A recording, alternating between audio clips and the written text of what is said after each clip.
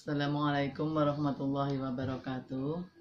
Anak-anak, kita kembali belajar bahasa Indonesia, cerita fantasi. Kali ini kita akan pelajari tentang unsur intrinsik dari sebuah cerita fantasi, lanjutannya materi yang kemarin. Tapi terlebih dahulu kita berdoa awal pelajaran. Kita mulai dengan bacaan Al-Fatihah. A'udzu billahi minasyaitonir rajim. Bismillahirrahmanirrahim.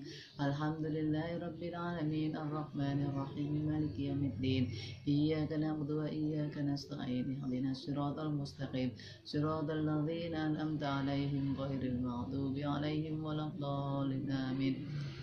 Terima kasih anak-anak, semoga doa kita diterima oleh Allah Subhanahu wa taala. Anak-anak, kita akan pelajari tentang unsur intrinsik yang meliputi satu tema, 2 tokoh, 3 latar, 4 alur, 5 amanat. Apa itu tema? Tema adalah gagasan yang menjadi pokok pikiran yang mendasari sebuah karangan. Itu gagasan pokok yang menjadi pikiran untuk mendasari sebuah karangan, itu adalah tema.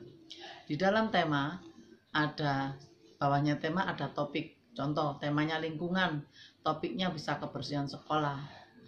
Judulnya bisa membudidayakan tertib piket, itu contoh.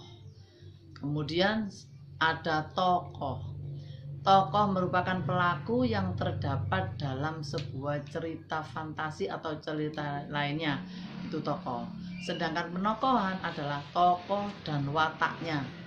Jenis tokoh berdasarkan sifat tokohnya, yang pertama ada protagonis, tokoh yang berwatak baik. Misalkan di sini biasanya lakonnya, perkataannya baik, tingkah lakunya baik, busananya baik, protagonis. Kemudian 2 ada tokoh antagonis, tokoh yang berwatak jahat.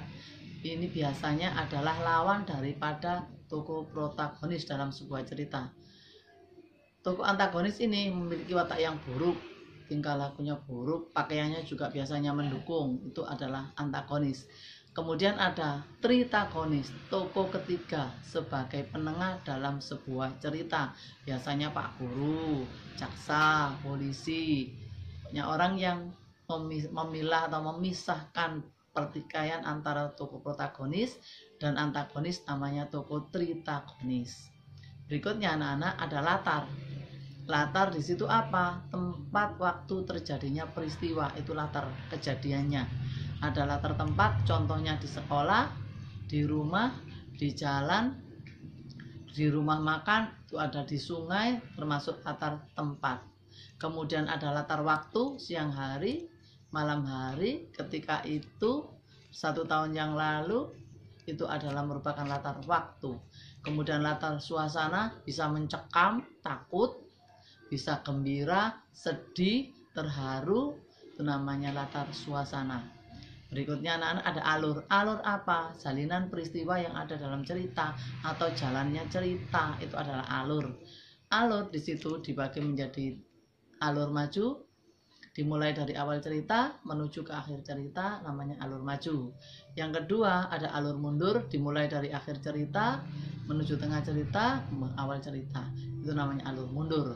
Kemudian ada alur campuran, cerita dilakukan dalam urutan bolak-balik, dari misalkan dari alur maju kemudian ke tengah kembali maju lagi, itu contohnya alur campuran.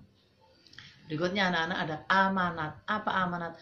Pesan moral yang disampaikan penulis melalui ceritanya, itu adalah amanat. Pesan moral penulis yang disampaikan melalui coretan atau ceritanya, untuk sebagai contoh atau teladan bagi yang membacanya. Nah, amanat itu tidak tertulis persis yang ada di situ, tapi anak-anak menyimpulkan sendiri setelah bacanya, itu adalah amanat. Di sini ada contoh anak-anak tentang cerita fantasi kehidupan dalam tanah. Anak-anak bisa mencermati, bisa membaca sendiri ceritanya di situ tentang kehidupan dalam tanah. Tuh, ada ceritanya, dibaca sendiri.